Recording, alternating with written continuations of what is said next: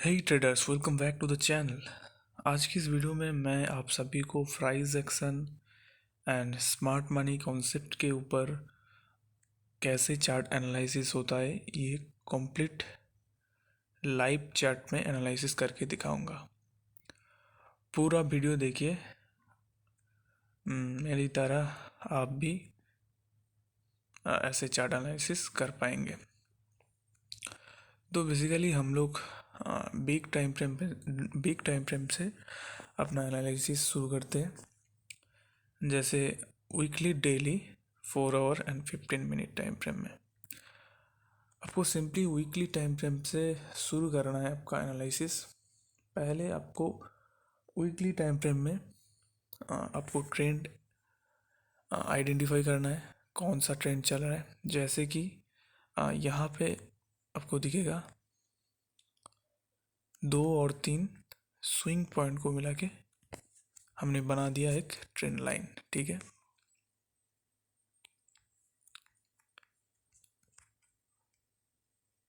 ठीक है। तो ये हमारा वीकली टाइम फ्रेम का ट्रेंड लाइन है। तो इसको करते हैं कलर ग्रीन। ठीक है, हो गया। वीकली टाइम फ्रेम में हम लोग ट्रेंड लाइन ड्रॉ कर लिया। अभी वीकली टाइम फ्रेम में आपको करना है supply and demand zone draw करना है। यहाँ पे देख सकते हैं, यहाँ पे एक बेस बना है। ओके, इस जगह पे तो ये आपका हो जाएगा एक डिमांड जोन। ओके, क्योंकि ये है एक रैली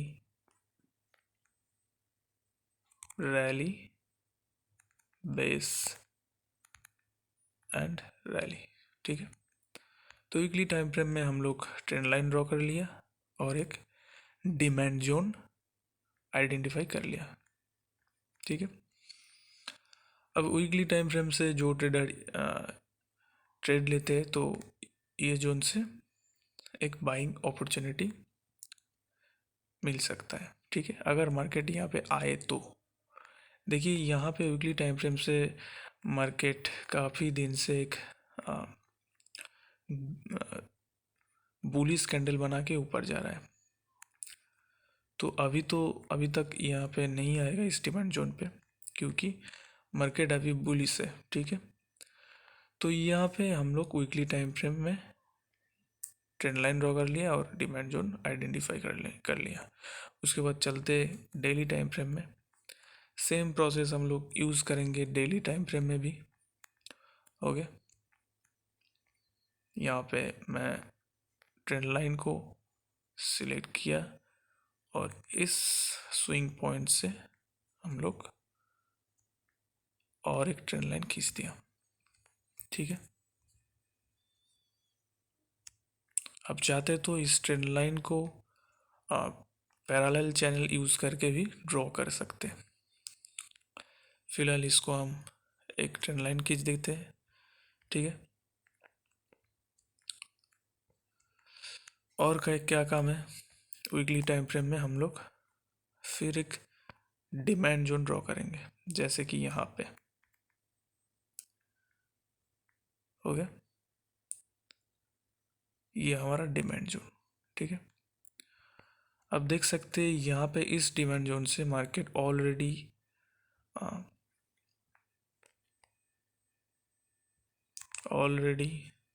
गया ऊपर। ठीक है, फिल किया फिर ऊपर गया। ठीक है, तो ये हमारा हो गया वीकली टाइम फ्रेम में डिमांड जोन ड्रॉ करना और ट्रेंड लाइन ड्रॉ करना। समझ गया? ओके, अभी नेक्स्ट यहाँ पे आप देख सकते हैं, यह है हमारा जो है डेली टाइम फ्रेम में यहाँ तक मार्केट ने लास्ट हाई बनाया है।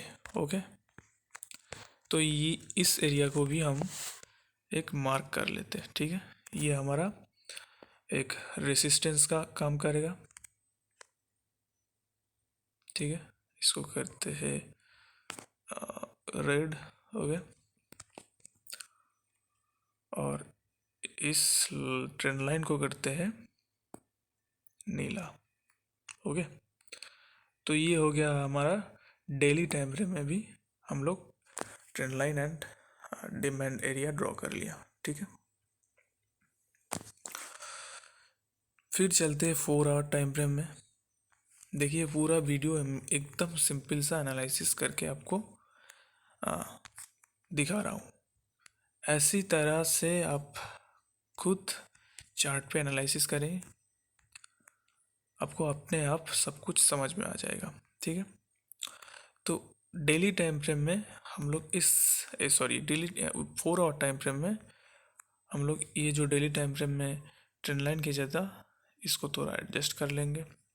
ठीक है, फिर यहाँ पे हम लोग डिमांड एंड सप्लाई एरिया ढूंढने की कोशिश करेंगे।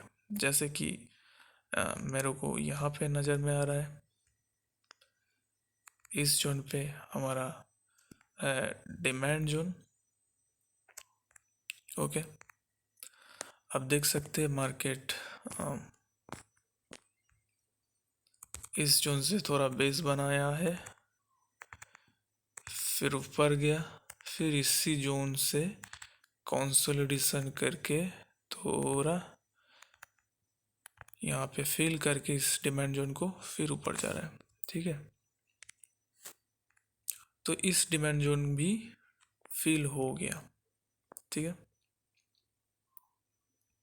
ये भी हो गया आपका डिमांड जोन। ठीक है, ये भी हो गया आपका डिमांड जोन। ठीक है,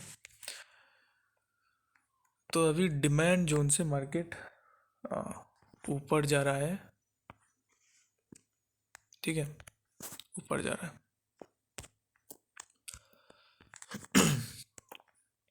ओके, तो 4 आवर टाइम फ्रेम में भी हम लोग डिमांड एरिया ड्रॉ कर लिया।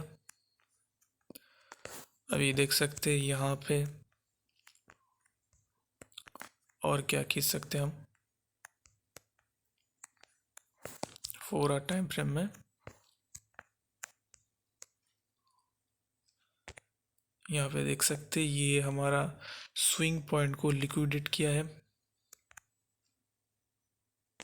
ठीक है, स्विंग पॉइंट पे लिक्विडेट किया है। उसके बाद यहाँ पे हमारा बन गया लास्ट लोअर लो, लास्ट लोअर हाई,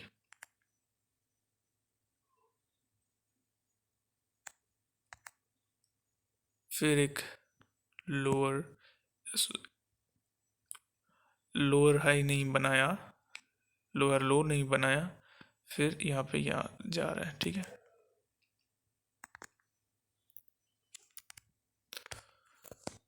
तो ये इस पोजीशन में ये एरिया है आपका मार्केट स्ट्रक्चर शिफ्ट। ओके, समझ गया।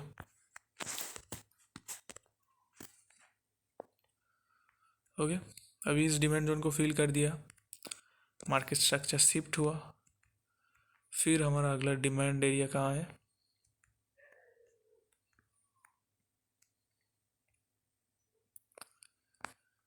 हम यहाँ पे एक डिमांड एरिया बना सकते हैं।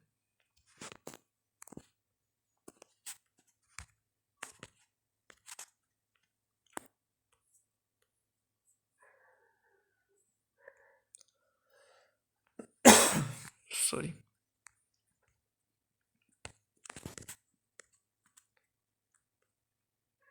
ओके,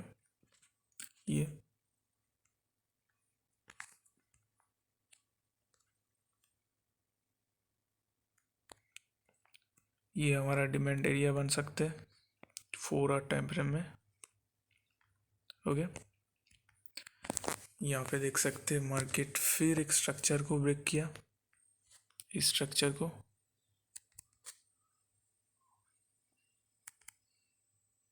तो ये बन गया आपका ब्रेक ऑफ स्ट्रक्चर। ओके, अभी हम लोग धीरे धीरे छोटा टाइम फ्रेम से अपना एनालिसिस और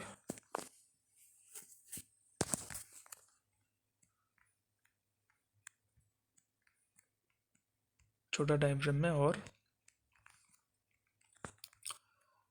एंट्री पॉइंट ढूंढेंगे, एग्जैक्ट एंट्री पॉइंट ढूंढेंगे। ठीक है, तो ये एम एस एस हो गया, ये ब्रेक ऑफ स्ट्रक्चर हो गया।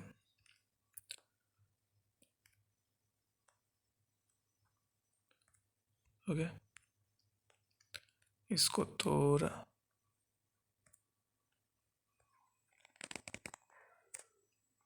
ठीक है,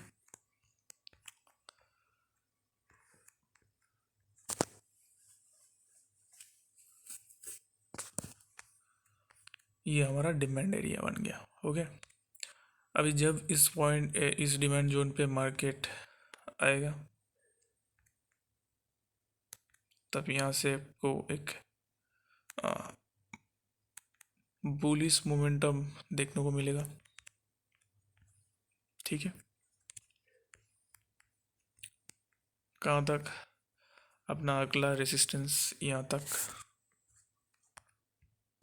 यहाँ तक। ओके, अभी मार्केट क्या करेगा, इस पॉइंट को ब्रेक करके ऊपर और आगे बढ़ सकते हैं। ओके, देखिए 4 आवर टाइम फ्रेम में ये कैंडल ले लिया। ठीक है, इस सेम कैंडल ने यहाँ पे 1 आवर टाइम फ्रेम में देखिए, ये हमारा एग्जैक्ट डिमांड एरिया है। लगभग 4205 से 4227 एरिया, ये हमारा डिमांड एरिया है। ओके, अगला रेसिस्टेंस एरिया 4364 से 4379 तक। ये रेसिस्टेंस एरिया मतलब ये सप्लाई एरिया ज़्यादा स्ट्रॉन्ग नहीं है क्योंकि मार्केट बहुत ज़्यादा बुलिश है। मार्केट इस रेसिस्टेंस को ब्रेक कर सकता है। ठीक है, तो ऐसी तरह हम लोग एनालिसिस करते हैं अपना demand, supply zone, liquidity, fair value gap ढूंढ के अपना एनालिसिस कॉन्फ्रेंस करते हैं। ठीक है, फेयर वैल्यू गैप क्या है? 3 कैंडल का गैप है। ठीक है, जैसे कि देखिए ये एक बड़ा कैंडल बनाया है। ठीक है, ये एक बड़ा कैंडल बनाया है। ओके, अगर मार्केट इस 4 आवर कैंडल ने, अगर मान के चलिए यहाँ से ओपन हुआ, अगर मान के चलिए यहाँ ये क्लोज दे दिया। ठीक है, तो आपका बन जाएगा ये 3rd कैंडल का लो से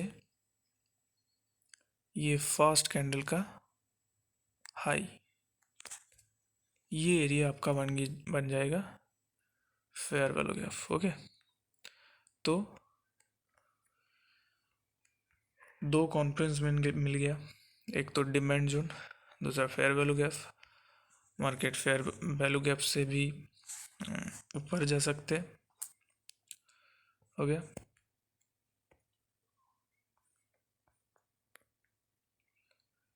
यहाँ से भी रिट्रेस करके ऊपर जा सकते हैं, नहीं तो इस डिमांड जोन से आके फिर ऊपर निकल सकते हैं। ठीक है, इसी प्रकार से आप खुद चार्ट एनालिसिस करिए, हर एक पॉइंट को मार्क करिए। हर एक पॉइंट का मतलब जो जो एरिया बेस बना रहा है उसी को मार्क करिए। जैसे कि डिमांड एरिया बनाता है रैली बेस रैली।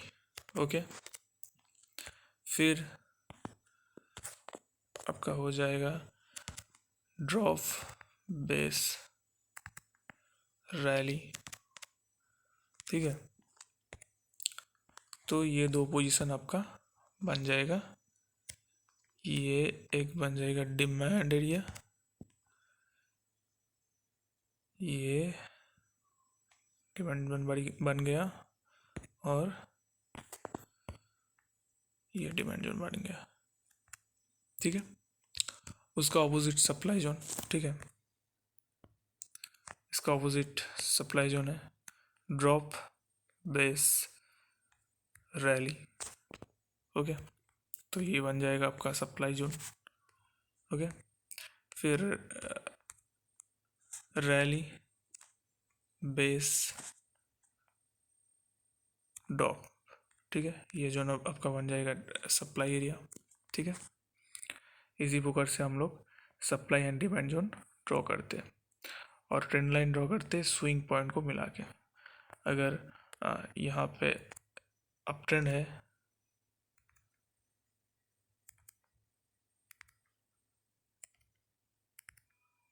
ओके,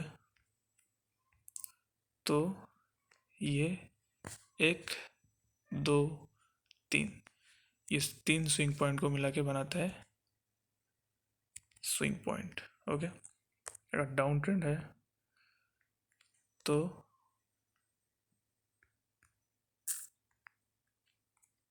ठीक है, ये 3 स्विंग पॉइंट को मिला के हम लोग ड्रॉ करते हैं ट्रेंड लाइन। ठीक है, उसी तरह और एक मार्केट है जहाँ पे मार्केट एक रेंज में रहता है, सपोर्ट एंड रेजिस्टेंस को फॉलो करता है। ठीक है, साइडवेज मार्केट कहते हैं उसको। ठीक है,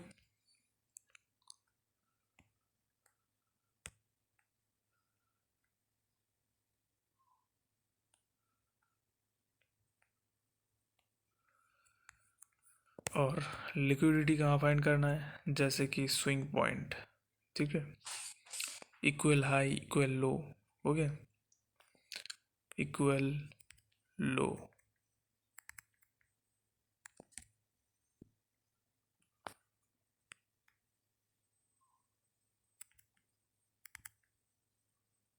ये हम लिक्विडिटी एरिया है। ठीक है, सॉरी, लिक्विडिटी। ओके, और अगर इक्वल हाई बनाता है तो ये आपका हो जाएगा लिक्विडिटी। ठीक है, फिर मार्केट क्या करेगा, इसको स्वीप करके इस लो को स्वीप करके आगे निकल जाएगा, नीचे आ जाएगा, डाउन ट्रेंड में, अप ट्रेंड में ऊपर निकल जाएगा। ओके, तो इसी प्रकार से हम लोग एनालिसिस करते हैं generally trend line, supply demand area, market structure shift पे ट्रेंड चेंज का कंफर्मेशन लेता है, ब्रेक ऑफ स्ट्रक्चर पे ट्रेंड कंटिन्यूशन कंफर्मेशन लेता है, फेयर वैल्यू गैप के आपका कॉन्फ्रेंस बनाता है। ठीक है, तो अभी क्या करेगा, जो गोल्ड है ये इस सप्लाई एरिया को, इस एरिया को ब्रेकआउट कर दे सकता है। ठीक है, तो दोस्तों वीडियो अच्छा लगा तो लाइक करना, कमेंट करना, सब्सक्राइब करना। इसी प्रकार सा इसी प्रकार का एनालिसिस देखने के लिए बेल आइकन को भी दबाना। तो चलिए मिलते नेक्स्ट वीडियो में। ठीक है।